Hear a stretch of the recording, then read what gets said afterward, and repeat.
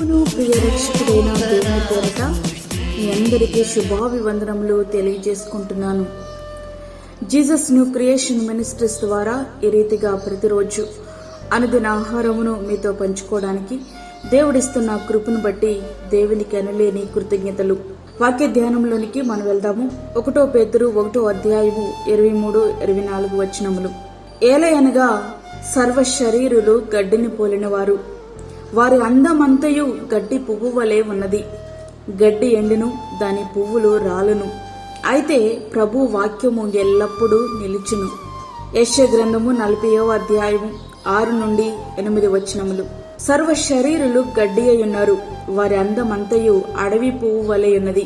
యెహోవా తన శ్వాసము దాని మీద ఊదగా గడ్డి ఎండును, పువ్వు వాడును. నిశ్చయముగా జనులు గడ్డి వంటి వారే, గడ్డి ఎండిపోవును, దాని పువ్వు వాడిపోవును. మన దేవుని వాక్యము నిత్యము నిలుచును. మనిషి జీవితం గడ్డి పువ్వు వంటిది. దాని అందాన్ని వర్ణించడానికి మాటలు చాలవు. సీతకొక చిలుకలు ఆ పువ్వుల మీద వ్రాలుతూ ప్రకృతికి మరింత అందాన్నిస్తాయి. అంత అందమైన గడ్డి పువ్వులు సాయంకాలానికి ఎండిపోయి రాలిపోతాయి. ఉదయం చూచిన పువ్వులు ఇవేనా అంటూ ఆశ్చర్యపోవడం మనమంత అవుతుంది. అంతేకాదు, రాలిన ఆ పుష్పం వీచే గాలికి అడ్రస్ లేకుండా కొట్టుకుపోతుంది. మానవ జీవితము కూడా అంతే. ధనమున్నా, బలమున్నా గాని ఏ క్షణాన వాడిపోతుందో, మరి ఏ క్షణాన రాలిపోతుందో. ఇంతకీ అల్పమైన జీవితం కోసం ఇంతటి పోరాటం అవసరమంటారా?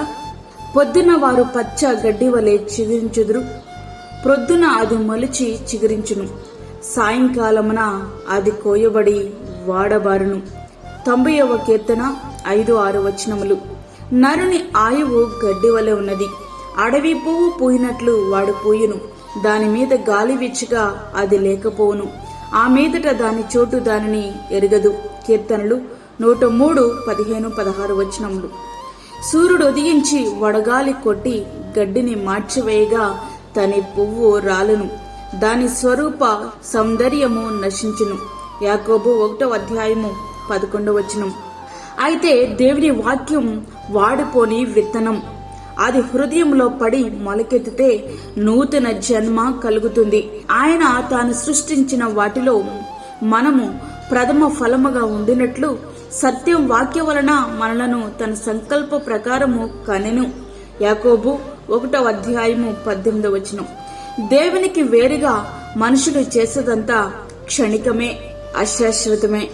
అయితే దేవుని వాక్యము ద్వారా నూతన జన్మ పొందిన వారు మాత్రం శాశ్వతమైన జీవితాన్ని జీవిస్తారు.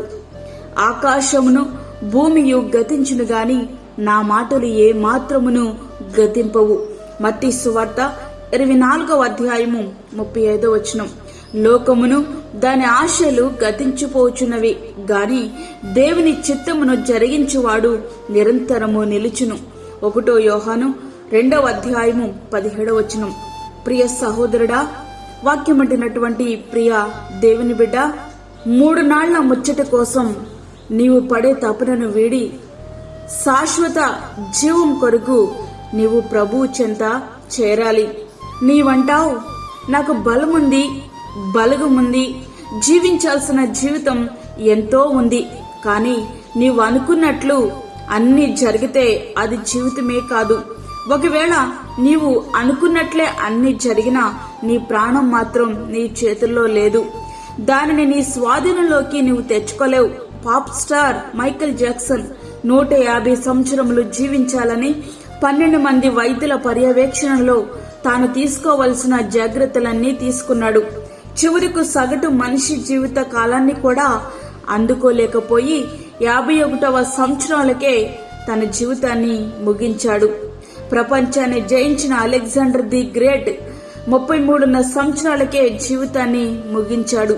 తన మరణాన్ని వైద్యులు సహితం ఆపలేకపోయారనే విషయం ప్రపంచానికి తెలియచెప్పడం కోసం తను మరణించిన తరువాత తన శవపేటికను వైద్యులే మోయాలని చెప్పాడు. అయితే కనుమూయక ముందే నీకొక విషయం అర్థం కావాలి. నీవు జీవించే జీవితం అశాశ్వతమైనదని, నీ మరణము తర్వాత శాశ్వతమైన జీవం ఉన్నదని, శరీరముతో నీవు జీవించినప్పుడు నీవు చేసిన క్రియలే నీవు నిత్య మరణములోనైనా నిత్య జీవములైనా ఉండాలనే విషయాన్ని నిర్ణయిస్తాయనే విషయం మీకు స్పష్టంగా తెలియాలి. నిత్య జీవం, నిత్య మరణం ఉన్నాయని ఎవరు చూశారంటూ వాదించే ప్రయత్నం నువ్వు చేయొద్దు. నీవు పుట్టక ముందే భూమి అంటూ ఒకటి ఉందని నీకు తెలియదు కదా, పుట్టాకే నీకు తెలిసింది. అట్లనే నిత్య జీవం, నిత్య మరణం ఉన్నాయని ఇప్పుడు నీకు తెలియకపోవచ్చు. మరణించాక మాత్రం నీకు తప్పక తెలుస్తుంది. అప్పుడు తెలుసుకోవచ్చులే అనుకోవడానికి అంటూ నీకు ఏమీ మిగిలి ఉండదు. అప్పుడు తెలుసుకున్నా నీకేమీ ప్రయోజనం లేదు. అందుకే ఇప్పుడే నీకు తెలియాలి. అంతేకాదు, సాటి మనిషిని ప్రేమించలేని నీవు నిత్య జీవానికి అనర్హుడు అనే విషయం కూడా నీకు స్పష్టంగా తెలియాలి. చివరిగా, నిత్య జీవానికి చేరని జీవితానికి సార్థకత లేదనే విషయం నీకు గ్రహింపులోకి రావాలి. కత్తి పట్టిన వాడు దానికే బలి కావాల్సి వస్తుంది. కాబట్టి నీవు చేసినదే నీ నెత్తి మీదకి వస్తుంది. ఇప్పటి వరకు 3 నాళ్ల ముచ్చట కొరకు నీవు పడే తపనను వీడి శాశ్వత జీవం కొరకు ప్రభు చెంత చేరు. ఆ రీతిగా మన జీవితాలు మనం సిద్ధపరచుకుందాం. అట్టి కృప ధన్యత ప్రభు మనకి అనుగ్రహించునుగాక. ఆమేన్. ప్రార్థించుకుందాం. పరిశుద్ధమైన తండ్రి, ప్రేమగల యేసు ప్రభువా, శ్రేష్టమైన మరి యొక్క దినం మా జీవితంలో మీరు అనుగ్రహించారు. నీకు వందనాలు. ఈ దినమంతటి కొరకు మీరు మమ్మల్ని సిద్ధపరచండి ప్రభువా. ప్రతి విధమైన శోధన, కీడు, ప్రమాదము, తెగుల నుండి మీరు మమ్మల్ని కాపాడండి. దీని అవసరతలు, దీని అక్కరలు మీరు తీర్చండి ప్రభువా. బయటికి వెళ్తున్నప్పుడు, వస్తున్నప్పుడు నీ కాపుదల మాకు దయచేయండి. అదే విధంగా చంటి బిడ్డలను, గర్భిణీ స్త్రీలను, వృద్ధులను మీరు జ్ఞాపకం చేసుకునండి ప్రభువా. వారికి తగు భద్రతను మీరు దయచేయండి. అదే విధంగా ఈ కరోనా టైంలో ప్రభు అనేక బాధల చేత ఇబ్బంది పడుచున్న నీ బిడ్డలకు ఆశ్రయముగా మీరుండండి నాయన. అనేక వ్యాధుల చేత బాధపడుచున్న నీ బిడ్డల మీద నీ గాయపడిన హస్తమును వేయండి ప్రభువా. వారిని మీరు ముట్టండి, స్వస్థపరచండి నాయన. అలాగే దూరదేశంలో ఉండి ఈ యొక్క ప్రార్థనలో ఏకీభవిస్తున్న నీ బిడ్డల్ని జ్ఞాపకం చేసుకునండి. వారిని కూడా నీ యొక్క ఆత్మ చేత అభిషేకించి బలపరిచి ప్రభు వారికి కావలసిన నీ కృపని సమృద్ధిగా మీరు అనుగ్రహించండి తండ్రి. నీ రాకడి కొరకు మేము సిద్ధపడడానికి నీ కృప దయచేయండి. ఈ లోక మాలిన్యము మాకు అంటకుండా మమ్మల్ని మేము కాపాడుకుంటూ నీ రాజ్యం వైపు చూసే కృప మా అందరికీ మీరు సమృద్ధిగా అనుగ్రహించమని, మాకు కాదు యెహోవా, మాకు కాదు, సమస్త మహిమ ప్రభావం మీకు ఆరోపించుకుంటూ యేసు పరిశుద్ధ నామమున అడిగి వేడుకుంటున్నాము తండ్రి. ఆమేన్. ఈ యొక్క వర్తమానంలో మీ బంధువులకు, మీ స్నేహితులకు షేర్ చేయండి. దేవుని పనిలో మీరు కూడా పాలిభాగస్తులు కండి.